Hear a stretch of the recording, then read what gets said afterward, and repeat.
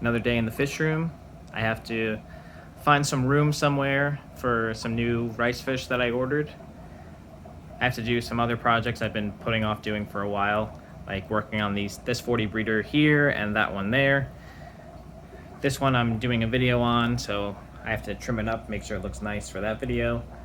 I want to move this mop here that has the longfin white clouds in it that they've been spawning in all week.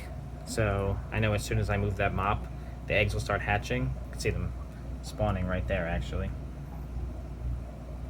So that'll be exciting and fun to do again, to breed those guys again. And something I'm enjoying right now is this tank of red cap koi Medaka rice fish.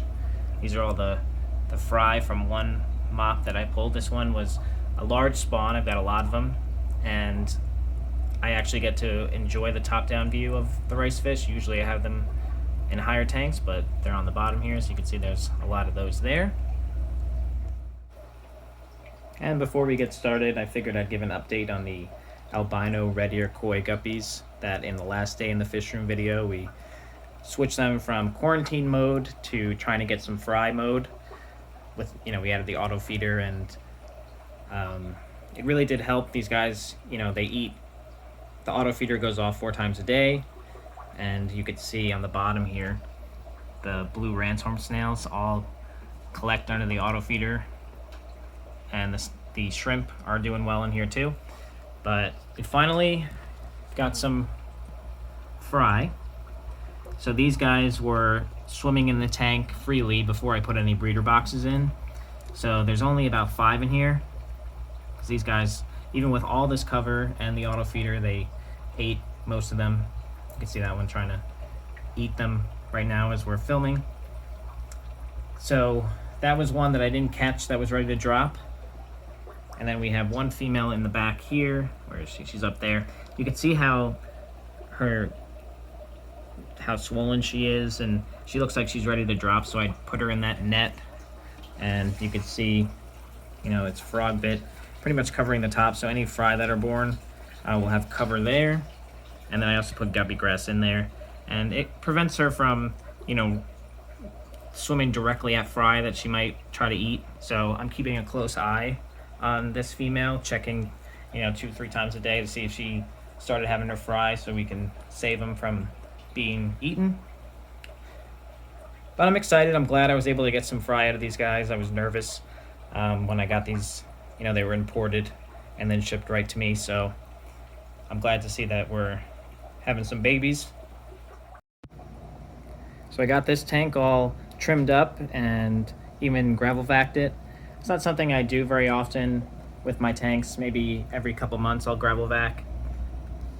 But we can see that the plecos are out and the shrimp are out enjoying all the detritus and stuff floating around that they'll probably pick at.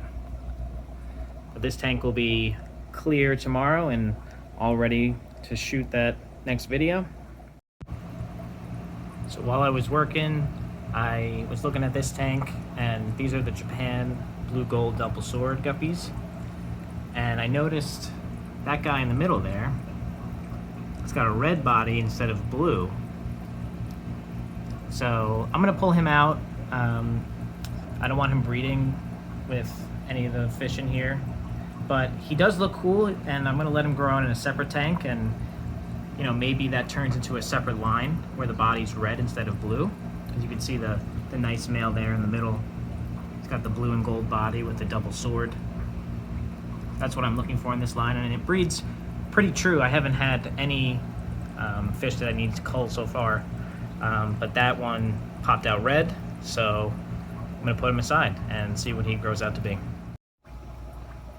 So these orange Medaka rice fish are definitely overdue to be moved from this 5-gallon. I just haven't had anywhere to put them.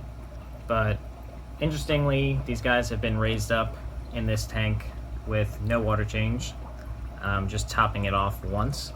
And they're pretty good size. They're sellable size now. So I'm actually gonna put them with my ones that I have for sale of the orange Medaka rice fish down here in this 20-gallon. so there's no issues with them fighting since they're going to be similar size. And that'll make room for the white clouds, the mop that I'm going to move in there. So this is the exact tank setup that I want to see when I'm putting a new mop in of egg layers to hatch out. So I took all the rice fish out, and those guys didn't have a water change, in 2 months since they've been born. A lot of detritus and mulm on the bottom. You can see it all floating here because I just did a water change, and I would say most of it out, but I left some in because it's the perfect environment for newly hatched fry. So the mulm will have microorganisms and things, and the plants also. The plant is corkscrew valve that I got rid of in one of my tanks and threw it in here probably like 3-4 months ago just to hold it and decide what I want to do, and I never had a place for it, and it's just doing well floating, so I thought that was cool. Gives the fry cover, also microorganisms on the plants. So we got some snails in here. They'll clean up after the fry if I overfeed or something like that. Will they eat some eggs? It's possible, but there's so many eggs in that mop, it won't matter. So, all I do is I'm just gonna grab this mop here.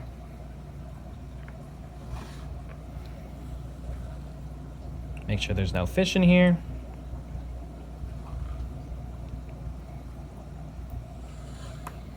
Make a big water mess. That's all right. And I'm just gonna place this right in the tank. And I know this video is gonna go into the next day, so my bet would be that there'll be fry in here tomorrow morning. There might even be some tonight. So we'll check in on that later in the video.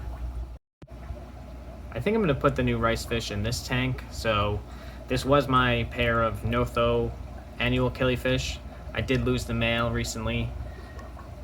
These guys only live for a little over a year in aquariums, and I did get them as adult pairs. So I did have them for, around 6 months. So for all I know, that could be the whole lifespan. Female's doing okay for right now. I'm gonna find a spot for her. But I do have to take out this peat in this container and all that splashed around here because all the eggs are in there.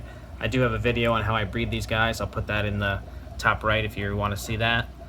But I really didn't want to do this today, but there's really no other spot to put the new rice fish, so let me get this tank ready for him.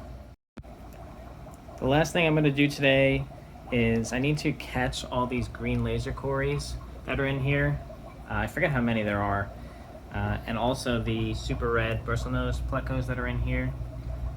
So I did get better quality bristlenose plecos from wild fish tanks, so I want to swap out. I'm going to move the ones that are in here down low into the pretty much holding tank at this point. Completely redoing that, getting rid of all the fish in there. And the cories I'm going to put in another tank. The jungle val has gone crazy in here. I need to take some of that out. And I also have some extra Ceru stone, those pieces that I got from Aquarium Co-op that I think I'm going to add in here because I'm not too happy with Rescape the way it is right now. But it's definitely going to be a pain to try to catch all these fish in all of this. So I'm probably going to have to take everything out. It's going to be a whole mess. But better get started. So halfway through, this is a bigger project than I thought. We have the sump pump, draining out the water. You can see I wrung out the sponge filters. I didn't realize how bad they were. But you can tell how dirty that water is. We got a lot of stuff in the water. Everything's stirred up. I only caught a few plecos so far, and the cory cats, you would swear there's not a single one in there. I haven't seen one yet, but I know there's at least 8 in there. Full-size adults, and I still can't find them. So I had to take out, all the decorations. I've got a pleco inside this piece here, so it's kind of sitting there waiting for him to come out because I can't pull him out. There's a tiny hole in the bottom of that piece of driftwood there that wedged himself in. So I'm hoping that he'll just come out on his own because I can't get him. And we'll check back in. Hopefully I have this all done. So I had to actually take out all of the jungle val. I did not want to mess with that at all. It was, you know, grown in for several months and filled in nicely. But check out how much jungle val was in that tank. I didn't even realize. So these are 20 gallons just by comparison. Like, this is handfuls of jungle val. And I'll replant all this, but I'm sure it'll be pissed that it's disturbed. But they have nice roots on them. You can see all the runners. A ton of jungle val, which I think is super cool. But it'll definitely make it much easier for me to catch all those fish out. And I was rescaping it anyway a little bit. So got everybody caught, and it's filling back up. Just wanted to show this Crypt Wendeti bronze. It was doing really well in there. You can see the nice long roots here. And I'm not sure if I want to put it back in this tank or put it somewhere else, but I do know once I move this, because I did move it, it's going to melt back pretty bad, but these roots are really great, so it'll bounce back. It'll, you know, take its time, but it'll be back to looking like this again wherever I put it. So here's the tank all cleared up.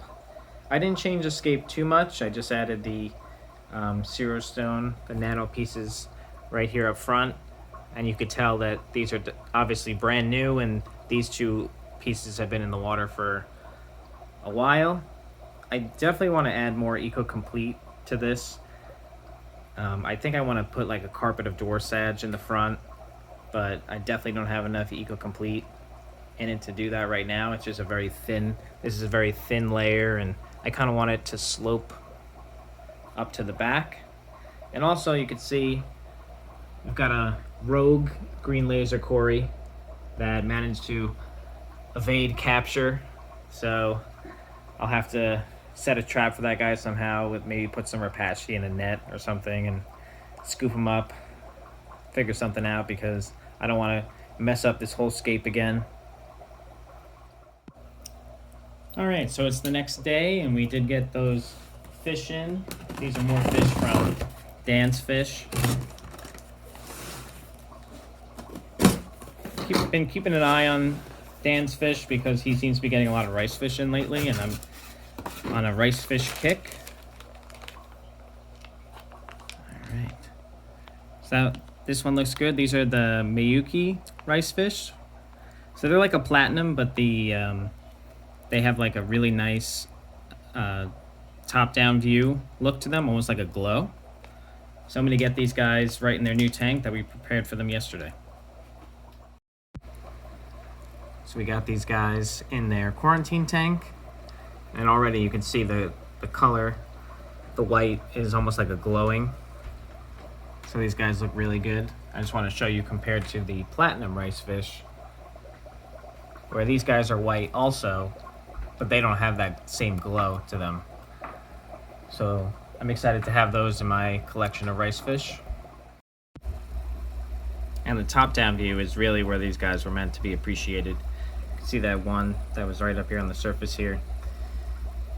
It's a really nice platinum white color. And these guys are just, you know, here just a day so far. So once these guys get comfortable and out of quarantine, I'm gonna breed a ton of these, so looking forward to that project. And since it is the next day, checking in on the mop that I moved of the white clouds, you can see right in the center of the screen there is a little longfin white cloud fry. So that's pretty cool. Hopefully you get a ton more over the next few days. So that was another day in the fish room. I've already set some things in motion to start the new rack edition, so keep an eye out for those videos to come. Subscribe if you haven't, and as always, thanks for watching, and we'll see you in the next one.